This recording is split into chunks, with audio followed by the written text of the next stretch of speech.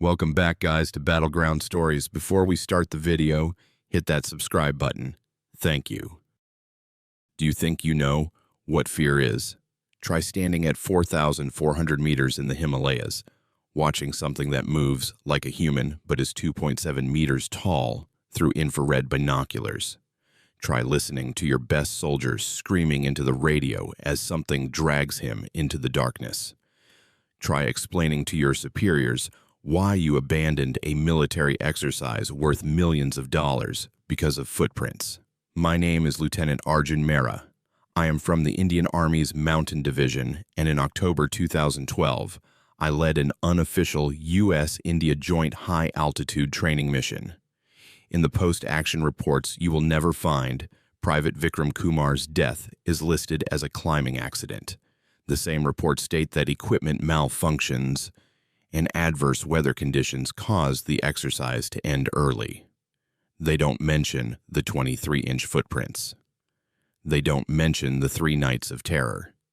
And they definitely don't mention what we saw watching us from the ridge as we fled down that mountain. But I'm going to tell you everything, because whatever is up there in those peaks, it's still hunting. And people deserve to know the truth before they venture into those ancient, unforgiving heights.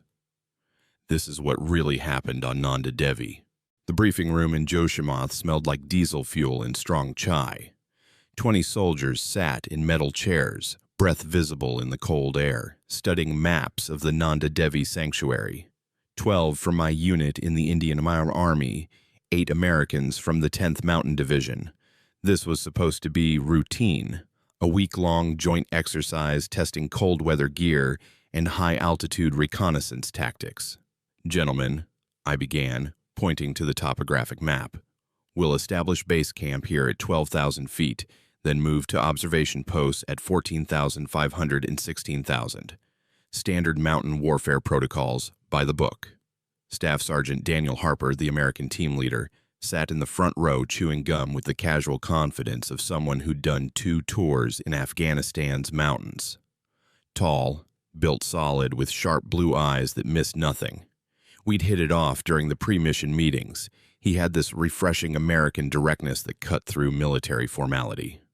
Lieutenant, he raised his hand, grinning. Any truth to these Yeti stories? Should we pack extra ammunition? The room erupted in laughter. Even our Sherpa guides cracked smiles, though I noticed Pemba Thering, our lead guide, didn't join in. The old man stood against the wall, weathered face impassive, eyes distant.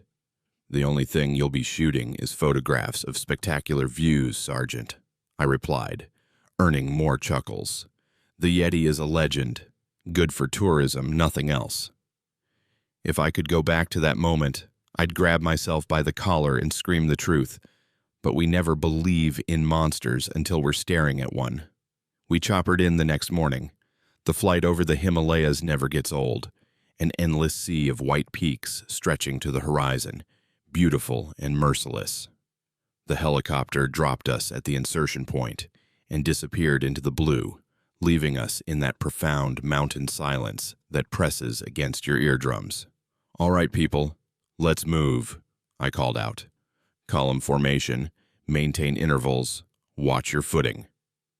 The first day went flawlessly.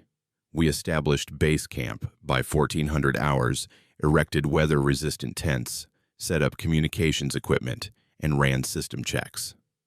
The Americans and Indians worked together smoothly. That instant camaraderie that forms between soldiers, regardless of nationality. By nightfall, morale was high. Someone had smuggled in chocolate, which got shared around the campfire. Private Kumar, one of my youngest soldiers, was demonstrating Bollywood dance moves to the bemused Americans. Harper and I stood apart, drinking terrible instant coffee and watching the stars emerge. Hell of a beautiful place, Harper said quietly. Until it kills you, I replied. These mountains don't forgive mistakes. Speaking from experience, lost a friend on Kedarnath in 2009. Experienced climber, knew what he was doing. One moment of inattention, one patch of unstable ice. They found his body 3 months later. Harper nodded slowly. Afghanistan's the same way. Different terrain, same lesson. Nature's always armed. That's when I noticed Pemba sitting alone, away from the fire, staring out into the darkness beyond our perimeter. Something about his posture troubled me. I walked over and crouched beside him. "Pemba ji," I said in Hindi, "Kuch galat hai." Something wrong. He turned to me with those ancient, weathered eyes that had seen 40 years in these mountains. "Sahib, is jagah ka itihas kharab hai." This place has a bad history. Bad history? Panch saal pehle, German log yahan ayade. 5 years ago, Germans came here. Bahut ache climber the. Experienced. Very good climbers. Experienced. Ekrat, unka camp. His voice trailed off. Barbad ho gaya. Teen bodies mile. Dokabhi nahi mile. The camp was destroyed. 3 bodies found. 2 never found. Avalanche, I suggested. Pemba's expression said I was being naive. Avalanche bodies look different, Sahib. Crushed, broken certain ways. These bodies. He made a gesture like something grabbing. Ye alagda. This was different. Different how? But he just shook his head and returned to staring into the darkness. Dere chalna chahiye. Ye pahad bahut purane hain. Bahut kuch hai jo hum samajhte nahi. We should move carefully. These mountains are very old. There is much we do not understand. I should have pressed him for details, should have taken his warning more seriously. But hindsight is useless when you're already in hell. The night passed quietly. Watch rotations went smoothly, and dawn broke clear and brutally cold at 600 hours. We ate quick rations, packed essential gear, and began the ascent toward our primary observation point at 14,500 feet. The climb was challenging, but manageable. We moved in 2 tactical columns, Americans on the left flank, Indians on the right, Harper and me coordinating from center position. Radio chatter was minimal, professional, just soldiers doing their job. Around 1330 hours, we stopped in a sheltered valley for a water break. The peaks around us soared like frozen cathedrals, silent and eternal. It should have been peaceful. "Sir!" Private Kumar called from the perimeter. "You need to see this." The tone in his voice made me drop my canteen and move immediately, Harper matching my pace. Kumar stood beside a cluster of rocks, pointing at the ground with a shaking hand. That's when I saw them. The footprints. They formed a clear trail emerging from the rocks and heading up the steep mountainside, massive depressions in the snow, each one impossibly large and impossibly deep. I knelt beside the closest one, mind refusing to process what my eyes were seeing. "What the hell?" Harper breathed beside me. I pulled out my tactical knife, using it as a measuring reference. The print was 23 inches from heel to toe, about 14 inches at its widest point.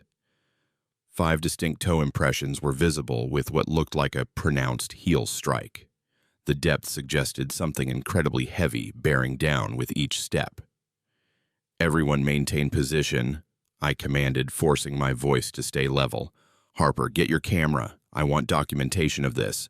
While Harper photographed, I examined the trail more carefully. The stride length between prints was nearly 6 feet, far beyond human capability. Whatever made these tracks was moving with purpose up terrain that would challenge even experienced mountaineers. "Could be bear tracks melted out by sun," Specialist Thompson suggested hopefully.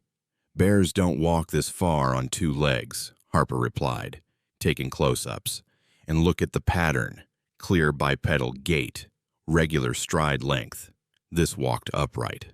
Master Sergeant Rodriguez, Harper's second-in-command, crouched beside me. "Snow leopard, maybe? Following a ridge line?" I shook my head.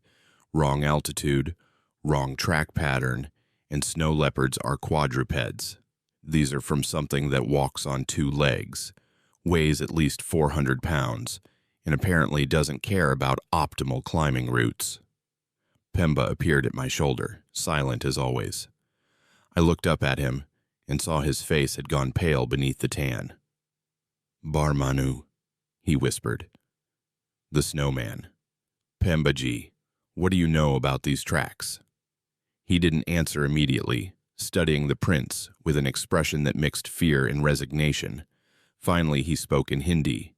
Ye tracks main pehle dekhe hain, bahut saal pehle. Jab main chota tha, mere chacha ne mujhe dikhaye the. I've seen these tracks before, many years ago. When I was young, my uncle showed me. Unhone kaha tha, jame tiyas aur dikhe, dur turant chale jao. Kabhi follow mat karo. He said, when you see these, leave immediately. Never follow them. What happens if you follow them? I asked. Pemba looked at me with absolute seriousness. Log wapas nahi aate sahib. People don't come back. I noticed my soldiers shifting nervously, weapons held tighter despite not understanding the Hindi conversation. They could read Pemba's fear clearly enough. All right, listen up, I announced, standing and brushing snow from my knees. Interesting wildlife discovery. We'll document it, take GPS coordinates, and report it to environmental authorities when we get back. For now, we have a mission to complete. Form up. We're moving in 5. I tried to sound authoritative, confident. But as we continued the ascent, I couldn't shake the crawling sensation between my shoulder blades, that primal feeling of being watched by predator eyes. The mood had shifted. Even the Americans, these combat veterans who'd faced actual enemies, seemed on edge. Conversations died down. Weapons stayed at low ready instead of slung. Eyes constantly scanned the ridgelines. We reached our target elevation at 1745 hours and established the observation post on a rocky outcrop with excellent visibility. Tents went up quickly, heating units activated, surveillance equipment positioned and tested. Everything by the book. As twilight descended and temperatures dropped to minus 25 degrees Celsius, I gathered everyone for briefing. Standard watch rotation, I announced. 2-person teams, 2-hour shifts, Americans and Indians paired up. Everyone else, get rest. Tomorrow we conduct full surveillance scenarios. What I didn't say out loud was that I'd quietly ordered watch teams to maintain constant radio contact and report anything unusual immediately. I'd also ensured all weapons were kept readily accessible, with ammunition close at hand. Harper caught my eye and gave a subtle nod. He understood. The first few hours passed without incident. I lay in my sleeping bag, listening to the wind howl around our position, staring at the tent ceiling. Sleep felt impossible. My mind kept replaying those massive footprints, kept calculating what kind of creature could make them. At 1:47 hours, the radio crackled with a transmission that turned my blood to ice. Command, this is Watch Team 3. Corporal Tyler Mitchell's voice was tight with stress. We have movement. Something big. North perimeter, approximately 200 meters out, moving along the ridge. I was out of my bag and grabbing gear in seconds, Harper bursting into the command tent at the same moment. Sit rep now, Harper barked into his radio. Sir, Jesus, it's huge, way bigger than a person, and it's walking, on 2 legs, definitely bipedal. Can't get a clear visual in the dark, but... All teams, alert status, I interrupted. Nobody fires unless directly threatened. Watch 3, maintain observation, we're coming to you. Harper and I scrambled toward the north perimeter, pulling on extra layers as we ran. 4 other soldiers converged on the position, night vision activated, weapons raised. There, Mitchell pointed with a shaking hand. Just went behind that rock formation. I brought up my night vision and scanned the indicated area. At first, nothing. Then, movement. Something massive and dark shifted between boulders, maybe 250 meters out. There, for perhaps 2 seconds before vanishing into shadows. Could be a bear, Harper suggested without conviction. At this altitude in October, I shook my head, and that movement was wrong for a bear. Too upright, too fluid. We maintained observation for 20 minutes. Whatever it was didn't reappear, but that feeling of being watched intensified until it was almost physical, like pressure against your skin. Double the watch, I finally ordered. 4-person teams, overlapping fields of fire, thermal scopes active. Nobody wanders off alone for any reason. And someone wake Pemba. I want to talk to him. When Pemba shuffled over, wrapped in blankets, I asked him directly in Hindi, "What is it? What's out there?" He looked at me for a long moment before answering. "Humne is jagah ko disturb kar diya hai, sahib. Ye inka territory hai. We have disturbed this place. This is their territory. Woh dekhte hain, observe karte hain, decide karte hain ki hum threat hain ya nahi." They watch, they observe, they decide if we are a threat or not. They, more than one, kabhi ek, kabhi jada, family groups, intelligent hain, bahat intelligent, sometimes one, sometimes more, family groups. They are intelligent, very intelligent. If they decide we're a threat. Pemba didn't answer, but his expression said everything. Dawn broke at 6:15 hours. I'd never been so grateful for sunlight. Morning briefing, 15 minutes, I announced over the radio. Hot food first. The assembled soldiers looked exhausted, that particular exhaustion that comes from fear rather than physical exertion. These were experienced men, yet they had the haunted look I'd seen on troops after extended combat operations. "Gentlemen," I began, choosing words carefully, "last night, we had some wildlife activity near the perimeter. Nothing aggressive, probably just curious animals. Today we continue mission objectives, surveillance exercises, equipment tests. We work in pairs minimum, maintain radio contact, and document anything unusual. No heroics, no investigations. If you see something strange, report and withdraw. Clear?" "Clear, sir," they responded, but without enthusiasm. After dismissing the group, Harper and I had a private conference near the communications tent. "We should abort," Harper said flatly. "Get everyone off this mountain." "And tell command what? That we saw big footprints and got spooked?" "Tell them we had a credible security concern, which they'll investigate, find nothing, and we'll both be teaching basic training to recruits for the rest of our careers," I countered. "Harper, I don't like this either. But we have one more night. We complete the primary objectives today, pack tonight, and head down at first light tomorrow. One day early won't raise major questions." Harper chewed his gum furiously, considering. Finally, he nodded. "Acceptable. But we maintain high alert, and if anything else happens, anything, we abort immediately, consequences be damned." Agreed. What neither of us said was that we were both terrified. Not the normal mountain fear, fear of weather, falls, altitude sickness. This was something deeper, more primal, the fear of being prey. Around 9:30 hours, Harper pulled me aside. "You thinking what I'm thinking? That we need to know what we're dealing with? Someone should track those prints. See where they lead. What made them? Better to know than to guess." "Terrible idea tactically," I said. "Absolutely reckless. But necessary," Harper finished. "And it should be us. Leadership responsibility." He was right, and we both knew it. If there was something dangerous out there, something that might threaten the team, we needed intel. We told the senior NCOS we were conducting a command reconnaissance of the surrounding terrain. Not exactly a lie. At 1000 hours, we headed out with minimal gear, following that trail of impossible footprints upward into increasingly hostile terrain. The tracks led straight up steep grades that had us gasping and scrambling. Whatever made them didn't care about optimal routes. It just went directly up obstacles that would challenge experienced climbers. "What kind of creature?"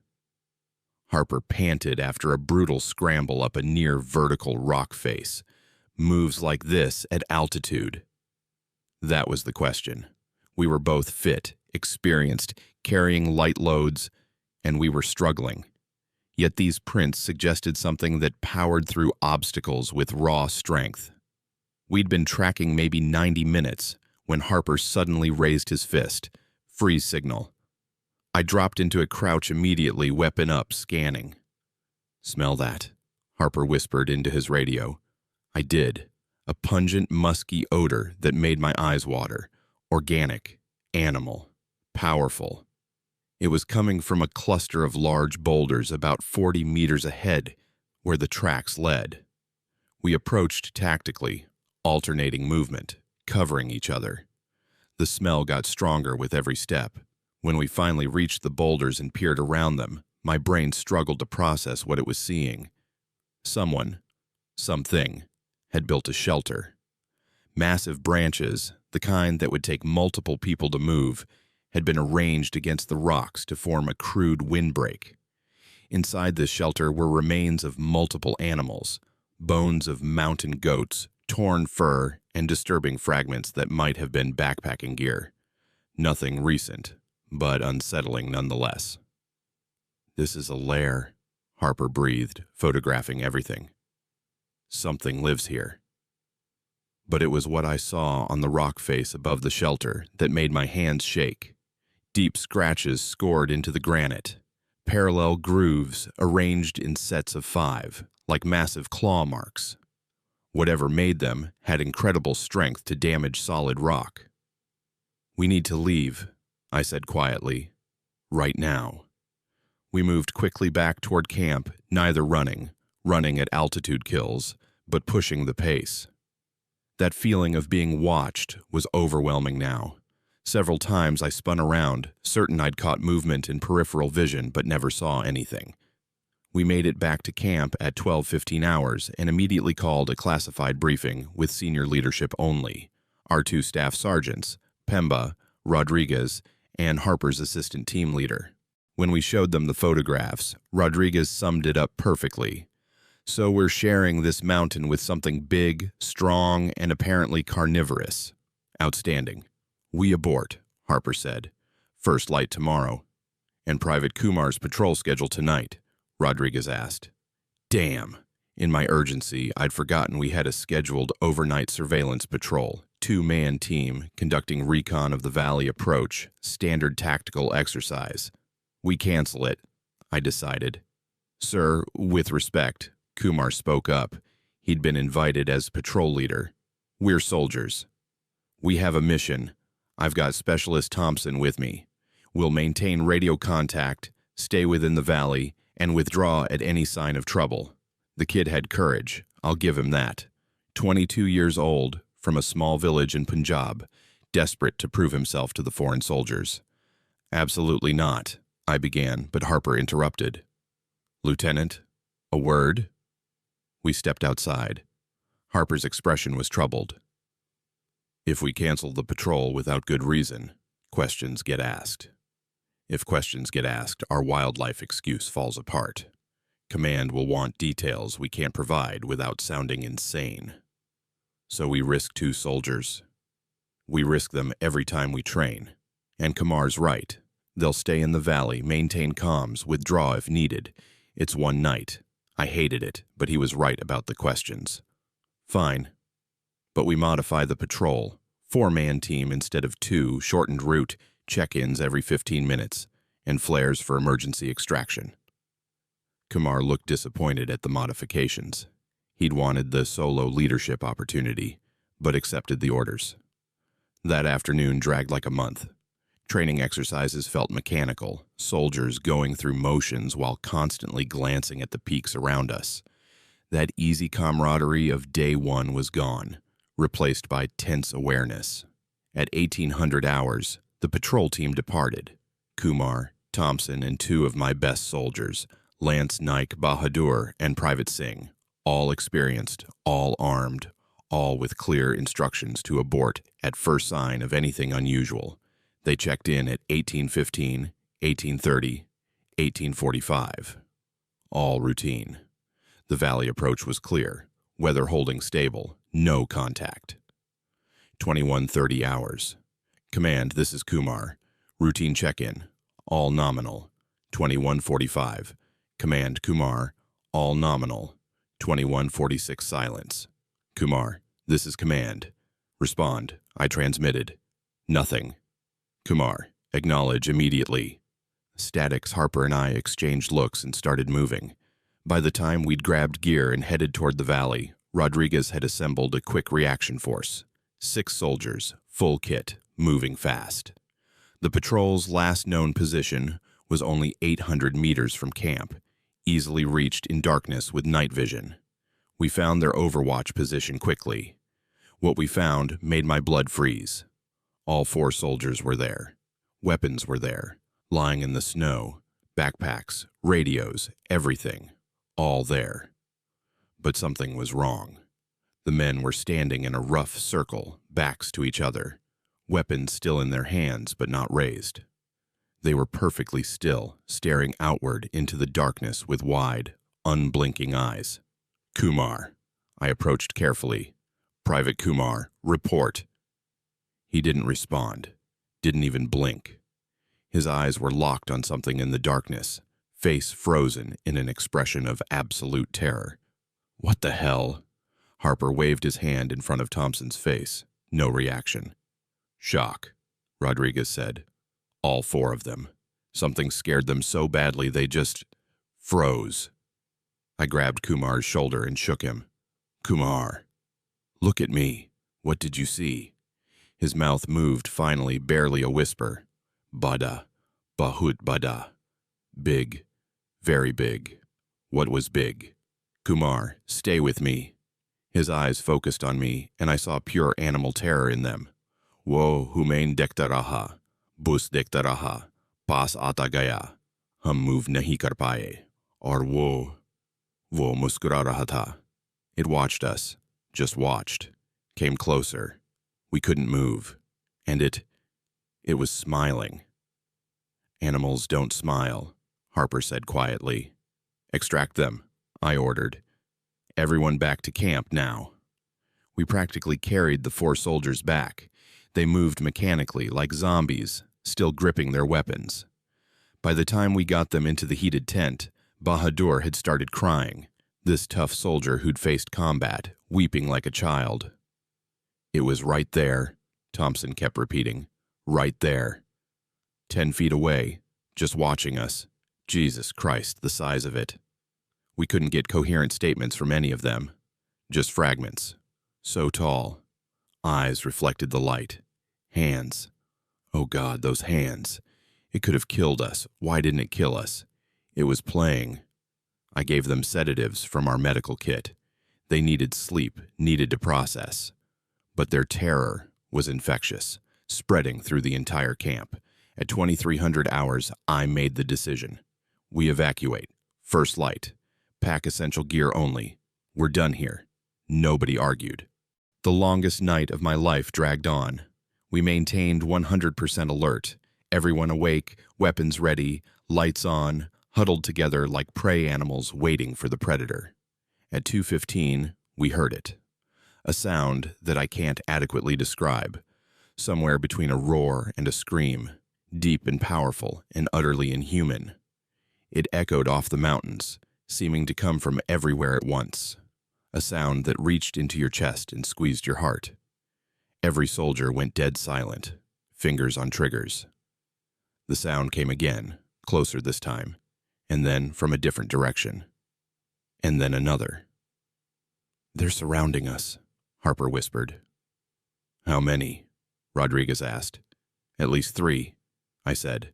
Maybe more. For the next hour, we heard movement in the darkness, footsteps crunching in snow, heavy breathing, occasional sounds that might have been communication, low grunts and calls. At 0320, something hit the perimeter, not entered, hit. A massive impact that shook the ground, followed by the tearing sound of a tent being ripped apart. Not one of our shelters. We'd set up a supply tent outside the main perimeter, and something had just destroyed it. Do not fire, I shouted as several soldiers started to raise weapons. Hold fire. We listened to whatever was out there, tearing through our supplies, methodically ripping open containers, tossing equipment around. This wasn't random animal behavior. This was calculated. Then it stopped. Silence. That awful pressing silence. Dawn came at 6:07 hours. When there was enough light to see, I led a team to check the supply tent.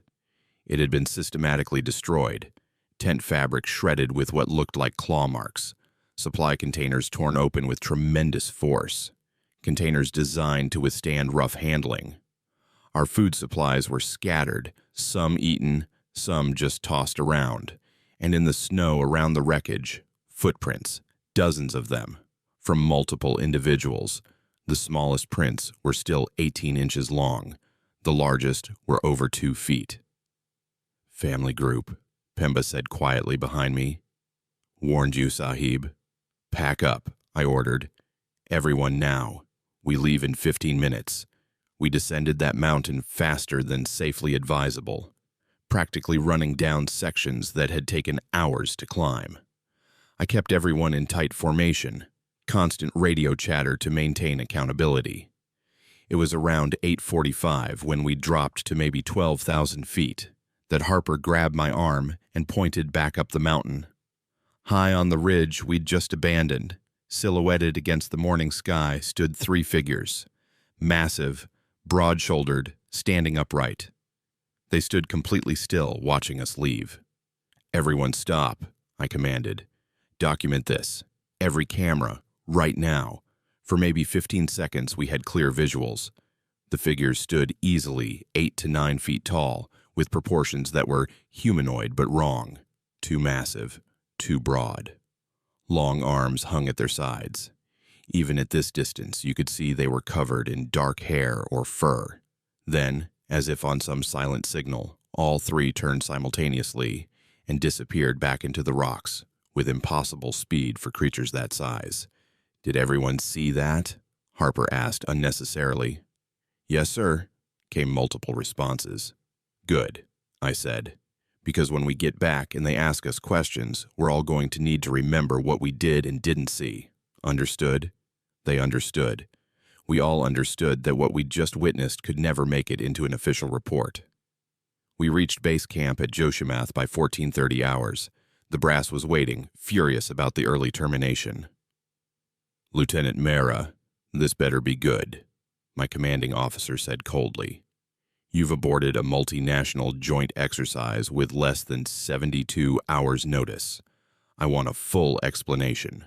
Harper and I had prepared our story during the descent. "Sir, we experienced a series of equipment failures combined with unexpected weather pattern development. Given the compromised situation and safety of personnel, I made the tactical decision to withdraw. Additionally, we had 4 soldiers experience severe altitude-related stress reactions requiring immediate evacuation. Altitude sickness from soldiers who've operated at these heights before? Acute mountain sickness can affect anyone, sir. Unpredictable onset, potentially fatal. I wasn't willing to risk it. It was thin and we both knew it. But what was the alternative? Tell them about the massive bipedal creatures that surrounded our camp. Show them footprint photographs that they'd dismiss as bear tracks or hoaxes. Report that something intelligent and powerful was hunting us. The official report lists the mission as terminated due to equipment malfunction and adverse medical conditions. All participating soldiers signed off on identical statements. The American command was furious. Diplomatic complaints were filed, and both Harper and I got written reprimands in our files. But we kept the photographs, the video, the measurements, because we knew what we'd seen, even if we could never officially acknowledge it. 3 months later, I received a phone call that changed everything. "Lieutenant Mera, my name is Dr. Richard Sato. I work for DARPA, Defense Advanced Research Projects Agency. Staff Sergeant Harper shared your contact information. I understand you had an interesting experience in the Nanda Devi region." I should have hung up. Should have reported the unauthorized contact. Instead, I found myself saying, "I don't know what you're talking about." "Lieutenant, I've been studying high-altitude, anomalous encounters for 7 years. I've reviewed your photographs, the ones you didn't include in your official report. Your documentation is the most credible evidence we've had in decades. I think we should talk, face to face. We met in a cafe in Delhi 2 weeks later. Dr. Sato was in his early 50s, Japanese-American, with the careful manner of someone who'd spent his life in classified research. His credentials checked out when I ran them through intelligence contacts. "Let me show you something," he said, sliding a tablet across the table. What I saw made my hands shake. October 1958. Soviet mountaineering expedition in the Pamir Mountains. Photographs of massive footprints identical to what we'd found. Official report dismissed them as bear tracks. May 1973. Chinese military exercise in the Kunlun Mountains. Witness statements describing tall humanoid creatures observed at extreme altitude. 3 soldiers disappeared. March 1992. Pakistani Army patrol in the Karakoram. Radio transmission reported contact with unknown hostiles moving on 2 legs. Entire patrol vanished. Search teams found only weapons and equipment. November 2001. American Special Forces in the Hindu Kush. After action report mentioned large bipedal contacts and recommended avoiding certain valleys. Classified immediately. January 2008. Indian Army patrol in Sikkim. 2 soldiers killed, bodies found with massive trauma inconsistent with known animal attacks. Investigation closed quickly. "This goes back decades," Dr. Sato said quietly. "Possibly centuries. Every government that operates in these mountain regions has faced this phenomenon. And every government has decided it's better to deny than to explain. Why are you showing me this? Because you're not crazy. Because what you experienced was real. And because people like you and Sergeant Harper need to understand that you're not alone, and that there are significant institutional pressures to keep this information suppressed." He pulled up another file. "Do you know about Operation Blue Moon?" I didn't. He explained how in 1965, the CIA and Indian intelligence attempted to place nuclear-powered surveillance devices on Nanda Devi to monitor Chinese nuclear tests. The devices were lost in an avalanche. "What the public records don't mention," Dr. Sato continued, "is that recovery teams reported multiple encounters with unknown entities. 7 men disappeared during those operations. The project was abandoned, officially due to technical issues. Unofficially because team members refused to continue working in that area. Some of the classified debriefs are disturbing." He showed me the relevant pages. Descriptions that matched our experience. Bipedal creatures of immense size and strength, showing intelligence and coordinated behavior, leaving massive footprints, capable of killing armed men. "What do you want from me?" I asked.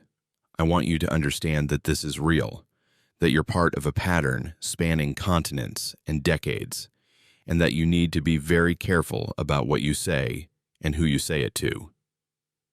"Are you saying my government would actively suppress this?" "I'm saying every government suppresses it. Strategic concerns, economic concerns, the simple impossibility of explaining it to the public.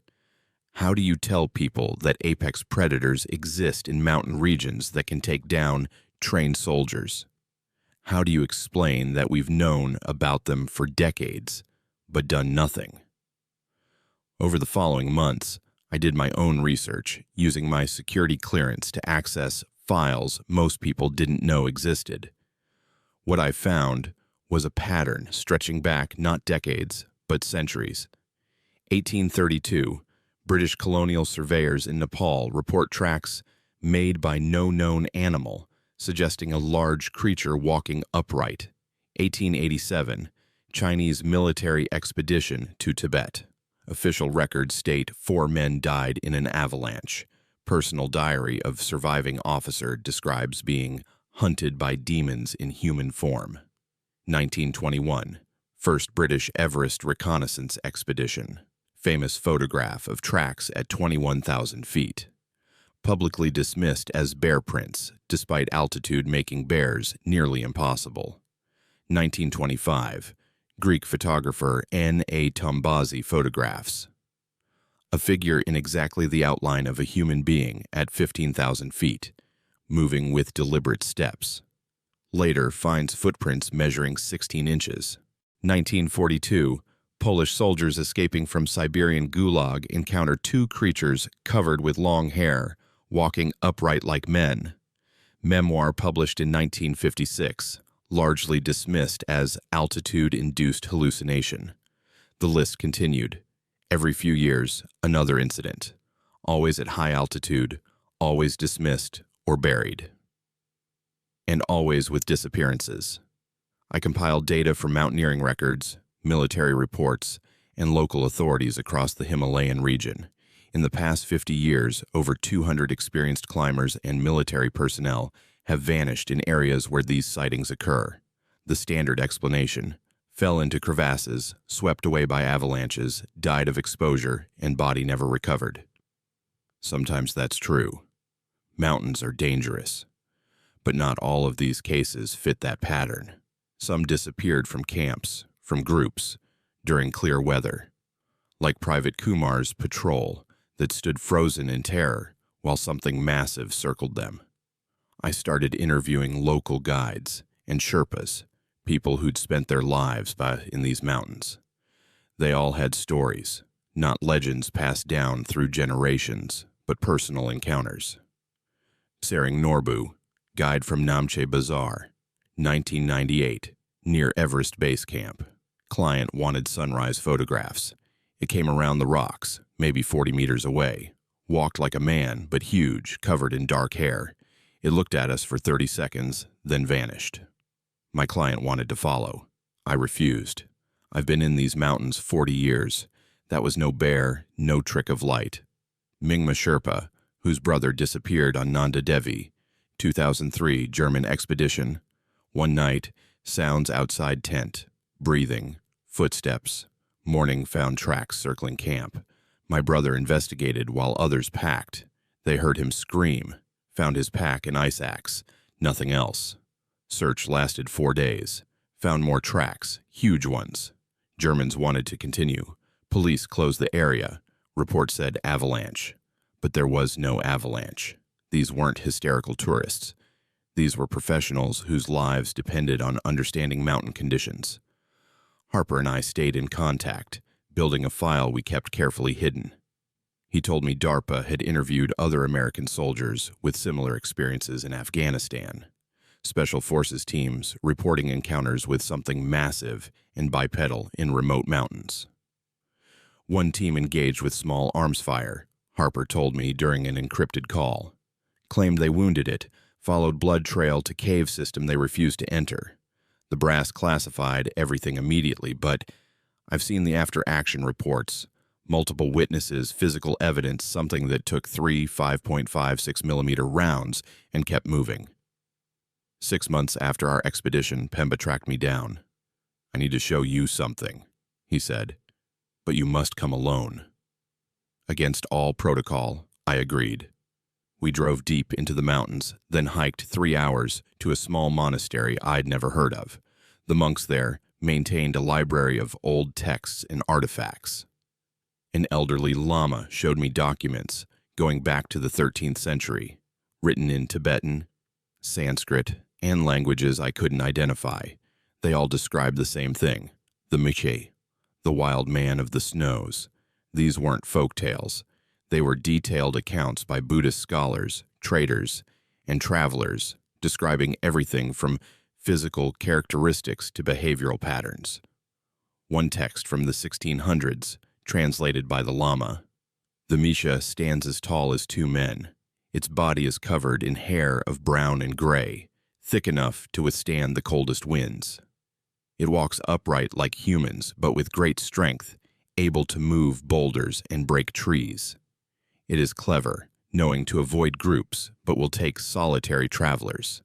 The Mishe fears fire and loud noises, but will attack if cornered, or if its territory is threatened. It eats flesh and vegetation. The best defense is to leave immediately upon seeing its tracks, for once the Misha begins to hunt, few escape. The description matched everything we'd experienced. The boulder in our camp, the way they'd avoided direct confrontation until we'd moved deeper into their territory, the intelligence behind the stalking behavior on How many people know about this? I asked.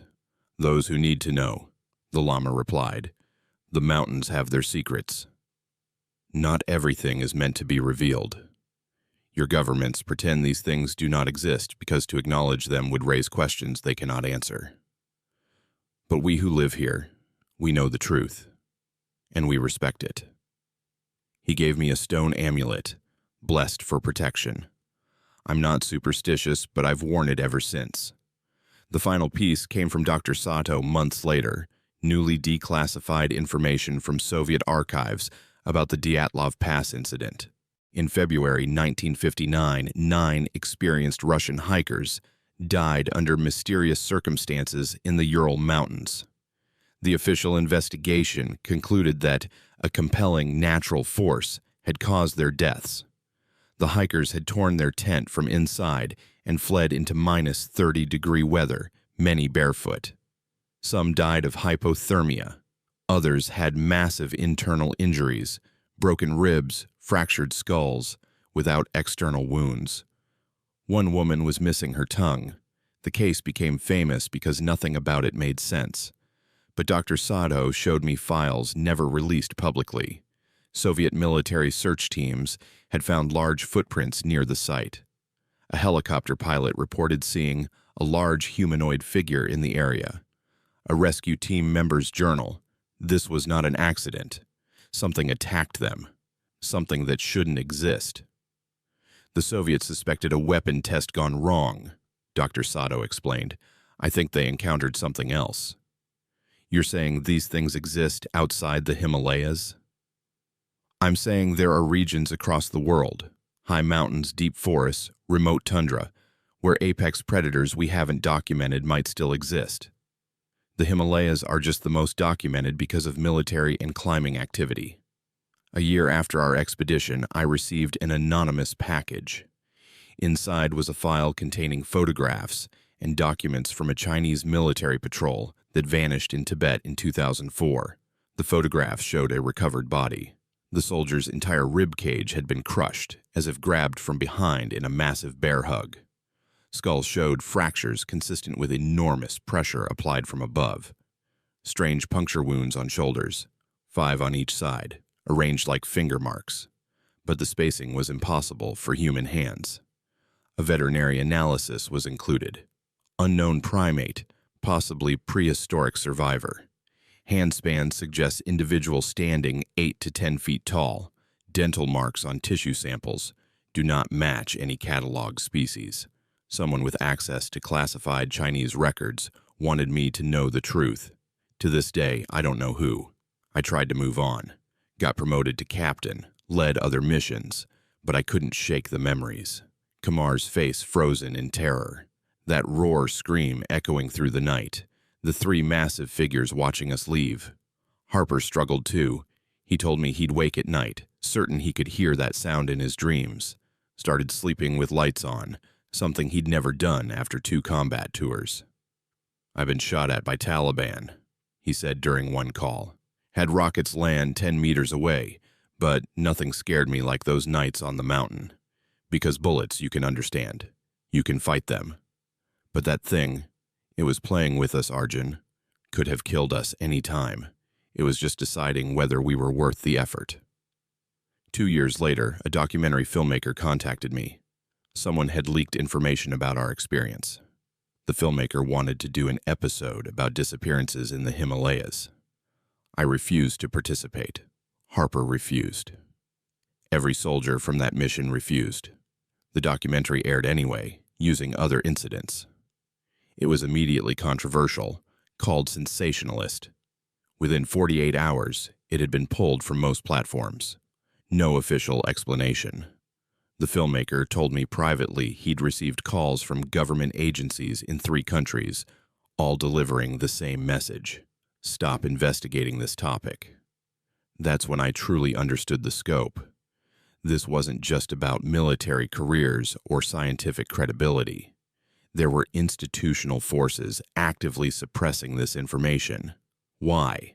Dr. Sato had a theory. Imagine the panic if people knew apex predators in mountain regions regularly kill humans. Imagine the economic impact on tourism, climbing expeditions, military operations. Imagine questions about why governments have hidden this for decades. It's easier to maintain status quo, dismiss witnesses, bury evidence, let occasional disappearances get chalked up to accident. But here's what keeps me up at night. What if they're getting bolder? I tracked reported incidents over 20 years.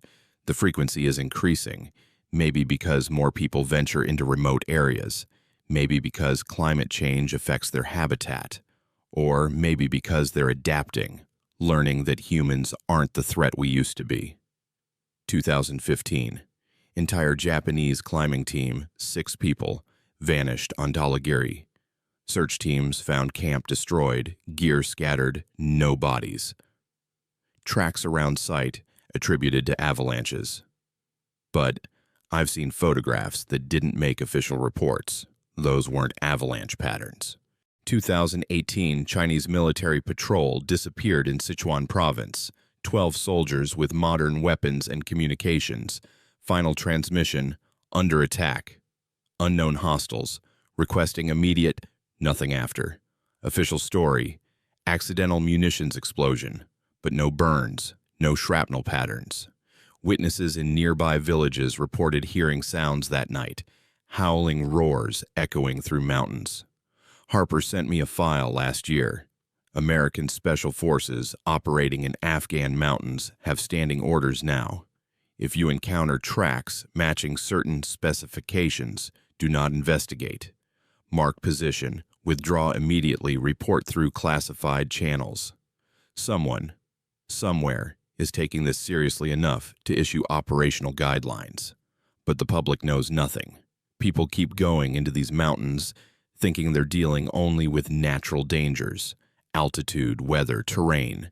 They don't know about the other threat, the one that stalks on 2 legs and has hunted in these peaks for millennia. I left the military 2 years ago. Now I teach mountain warfare at the National Defense Academy. I tell students about avalanches, frostbite, crevasses, all the known dangers, but not the unknown ones. How can I? They'd think I was insane. Harper's still in. Made Sergeant Major, actually leads high-altitude training in Colorado. We talk every few months. He tells me about soldiers coming back from remote mountain postings with stories they won't put in official reports, tracks they can't explain, sounds that shouldn't exist at 15,000 feet. That feeling of being watched by something massive and patient. We're not alone up there, he told me in our last conversation. The locals have always known. They've learned to coexist, stay out of certain areas, respect certain boundaries. But we outsiders think we can go anywhere, climb anything. And sometimes something reminds us we're wrong. I think about Private Kumar often, about those 3 nights of terror, about the massive shapes watching us leave from the ridge. The official record says Kumar experienced severe altitude sickness, that our mission was terminated due to equipment failure and adverse medical conditions, that there's nothing in the Himalayas except rock, ice, and occasional wildlife. But I was there. I saw the footprints, 23 inches long, pressed deep into snow by something weighing hundreds of pounds. I heard that sound, that roar scream that made my heart stop. I saw Kumar's face frozen in pure terror as he whispered that it was smiling. And I saw them on that ridge, 3 massive figures standing upright, watching us with what I can only describe as calculated interest. Not animals reacting on instinct. Something intelligent, something that had assessed us, tested us, and decided, for whatever reason, to let us leave. I keep all the evidence in a safety deposit box. Photographs, measurements, witness statements, research files. Maybe someday, when I'm old and my career is behind me, I'll release it all. Let the world decide what to believe. Until then, I'll keep teaching. Keep warning students about the mountains, even if I can't tell them about the real dangers lurking in those ancient peaks. Because somewhere up there, In the thin air and bitter cold, they're still there. The Miche, the Barmanu, the Yeti. Whatever name you give them, they exist.